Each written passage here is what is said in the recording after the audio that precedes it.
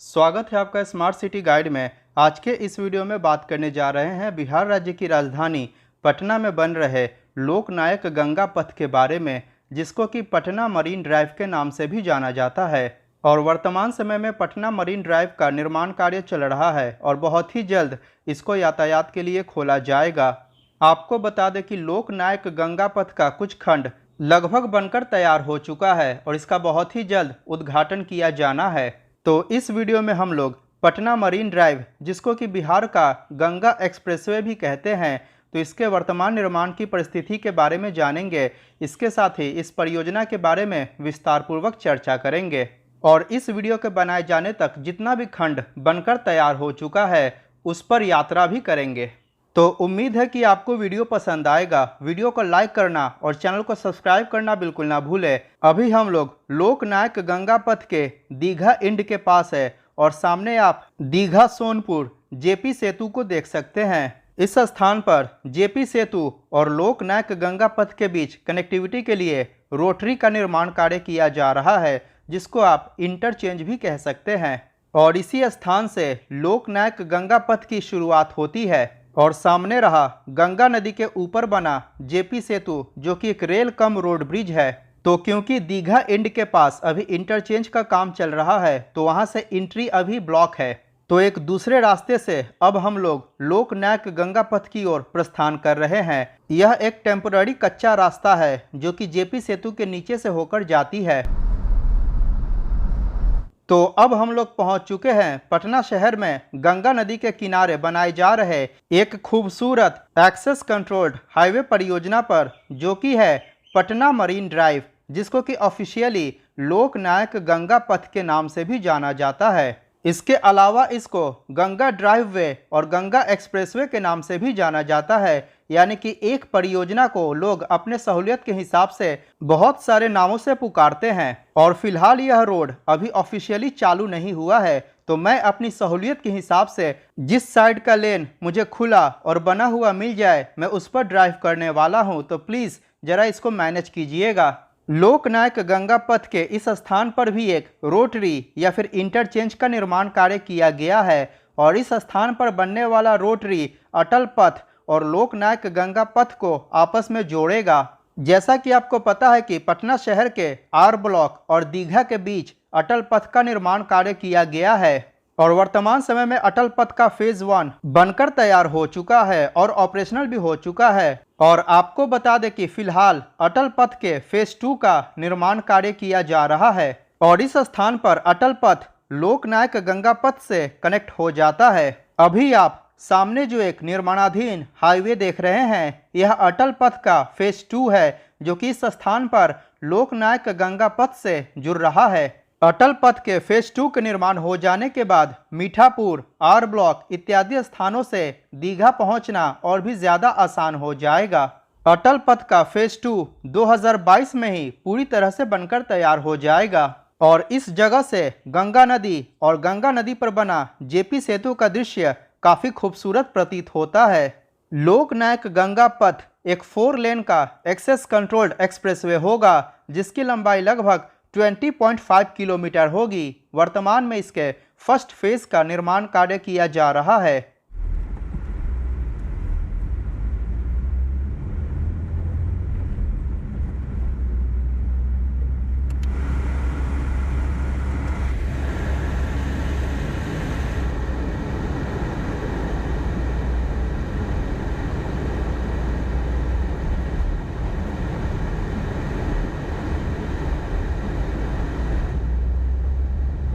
जैसा कि आप इस स्थान पर देख सकते हैं कि हाईवे का काम लगभग पूरा हो चुका है और लेन मार्किंग का काम भी पूरा कर लिया गया है। इसके साथ ही स्ट्रीट लाइट्स को भी इंस्टॉल किया जा चुका है। सड़क के किनारे क्रश बैरियर को भी लगाया गया है। रोड की साफ सफाई और फिनिशिंग का काम अभी बचा हुआ है। लोकनायक गंगा पथ पटना शहर के दीघा से शुरू होकर दीदारगंज में जाकर समाप्त होती है और यह पटना का ईस्ट वेस्ट कॉरिडोर होगा। इस सड़क के निर्माण के बाद पटना शहर के अंदर ट्रैफिक जैम की समस्या से लोगों को काफ़ी छुटकारा मिलेगा। विशेषकर अशोक राजपथ पर लगने वाले ट्रैफिक जैम से लोगों को छुटकारा मिलेगा और अशोक राजपथ से वाहनों का दबाव भी कम हो जाएगा। आपको बता दें कि अशोक राजपथ पटना शहर के सबसे प्राचीन रोड में से एक है, जिसका निर्माण अंग्रेजों के जमाने में ही किया गया था। लेकिन वर्तमान समय में पटना शहर में बढ़ते हुए वाहनों की संख्या को देखते हुए अशोक राजपथ वर्तमान समय के ट्रैफिक के दबाव को झेलने में सक्षम नहीं है, जिसके कारण अशोक राजपथ पर रोजाना भीषण ट्रैफिक जैम लगना आम बात बन चुका है।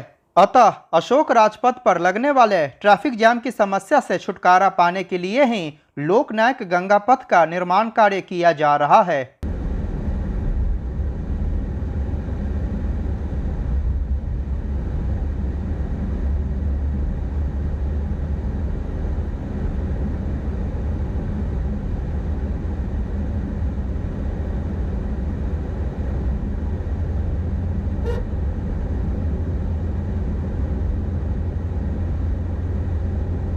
जैसा कि आपको पता है कि पटना शहर के अंदर एम्स दीघा एलिवेटेड कॉरिडोर का भी निर्माण कार्य किया गया है, जो कि ऑपरेशनल भी हो चुका है।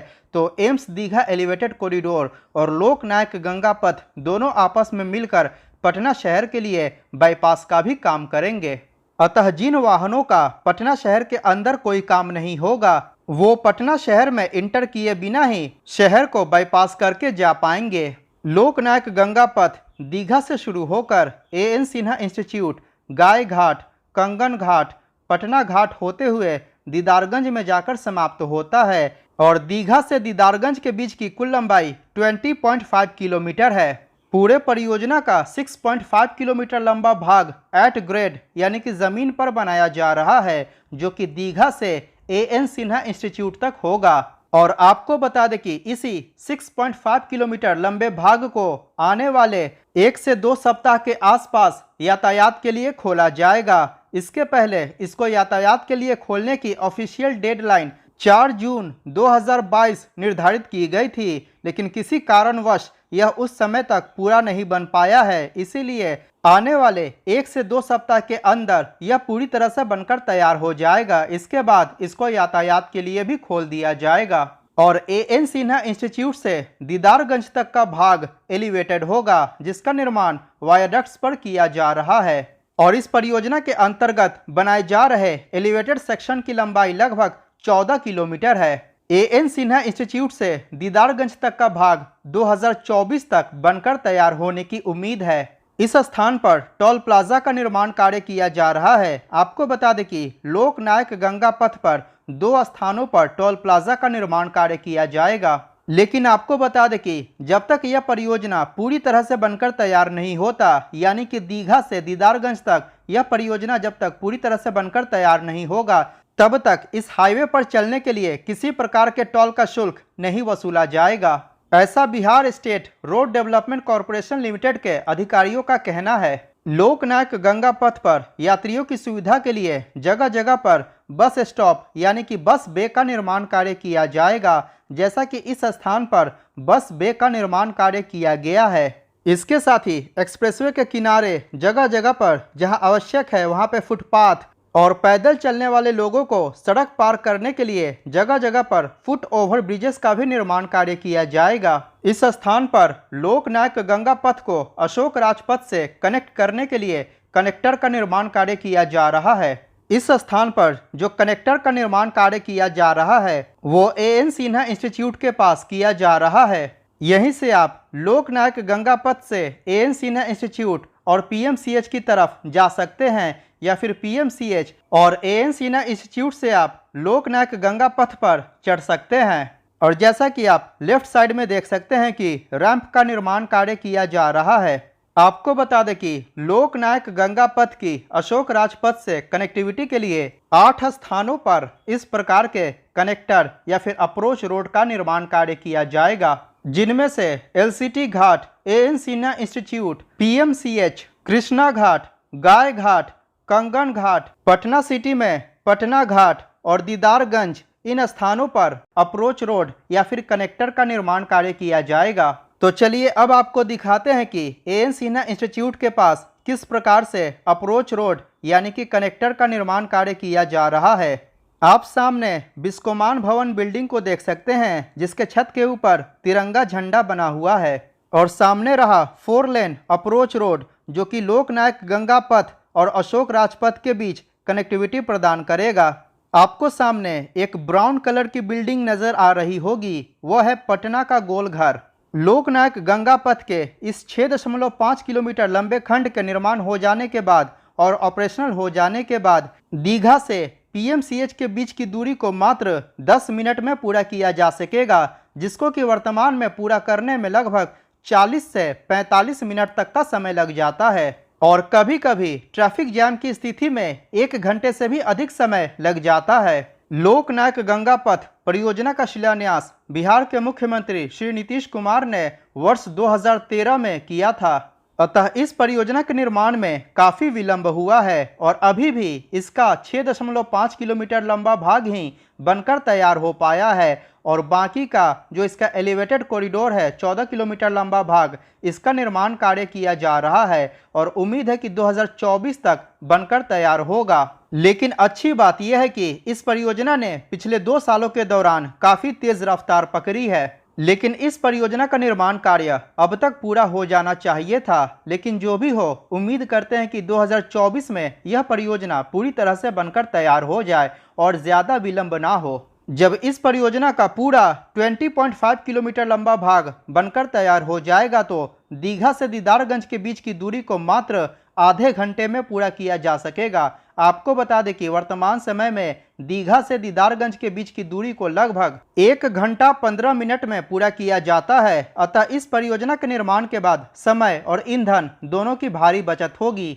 इतना ही नहीं, आपको जानकारी दे दें कि इस परियोजना के दूसरे चरण में दीदारगंज से फतुहा तक इस कॉरिडोर को एक्सटेंड किया जाएगा। लेकिन इस परियोजना से जुड़ी एक और सबसे अच्छी खबर यह है कि ताज़ा जानकारी के अनुसार इस परियोजना को पूरब की दिशा में बख्तियारपुर और पश्चिम की दिशा में शेरपुर तक एक्सटेंड किए जाने पर विचार किया जा रहा है। आपको बता दें कि गंगा नदी पर दिघवारा और शेरपुर के बीच एक ब्रिज के निर्माण को प्रस्तावित किया गया है।